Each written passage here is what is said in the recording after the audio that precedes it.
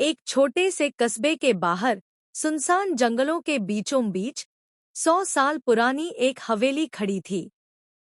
गांव वाले कहते थे कि यह हवेली श्रापित है। जो भी इसमें गया वह कभी लौटकर नहीं आया। गांव के बुजुर्गों की माने तो इस हवेली का मालिक ठाकुर अर्जुन सिंह था, जो अपनी हवस और जुल्म के लिए बदनाम था। उसने अपनी जिंदगी में अनगिनत मासूमों पर अत्याचार किए और मरते समय उसने हवेली को श्राप दिया था। उसका आखिरी वाक्य अब तक लोगों के दिलों में दहशत पैदा कर देता है। मेरी हवेली में कदम रखने वाला जिंदा बाहर नहीं जाएगा।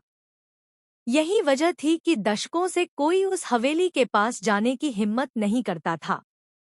लेकिन आज की पीढ़ी, जो अंधविश्वासों को चुनौती देना चाहती थी, उसमें 5 दोस्त थे: राहुल, समीर, अजय, सीमा और पायल।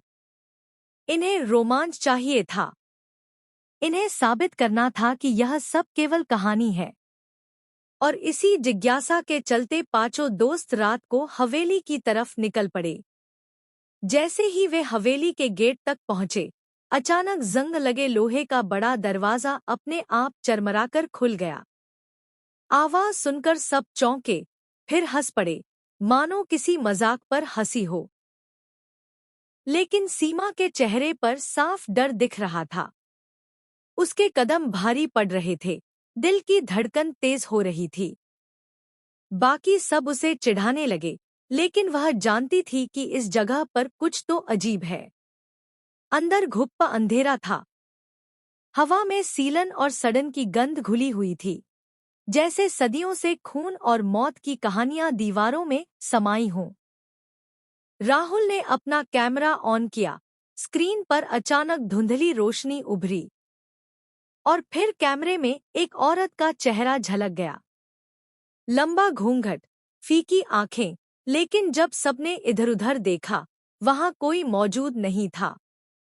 डर का माहौल और गहरा हो गया।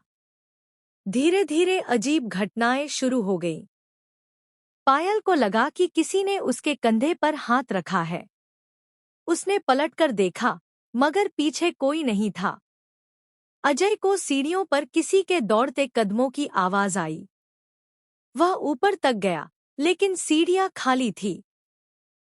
समीर एक कमरे में गया। वहां उसे फर्श पर खून से सनी हुई एक गुड़िया मिली। उसकी आंखें लाल धागों से सीली हुई थी। वह गुड़िया किसी मासूम की अधूरी कहानी सुना रही थी।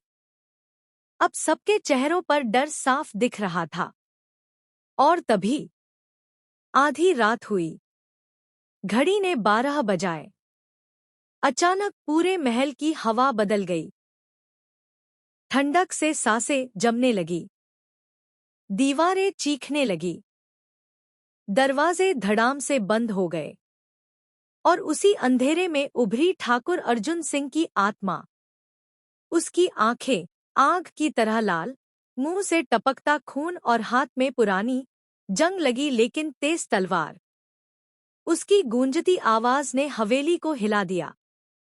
मेरी हवेली में आने की हिम्मत की? अब तुम सब यहीं रहोगे, हमेशा के लिए।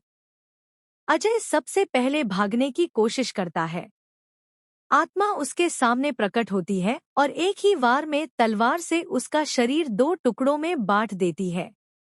उसकी चीख हवेली की दीवारों में गूंज उठती है। सीमा डर के मारे खिड़की से कूद जाती है, लेकिन नीचे नुकीले कांटे उसका शरीर भेद डालते हैं। वह वहीं तड़पकर दम तोड़ देती है। अब पायल की आंखें बदल जाती हैं। उसके चेहरे पर विकृत मुस्कान फैल जाती है। ठाकुर की आत्मा उसके शरीर पर सवार हो चुकी थी। पायल गरजते हुए समीर पर झपटी और उसकी गर्दन पकड़कर मरोड़ दी। समीर का शरीर जमीन पर गिर पड़ा।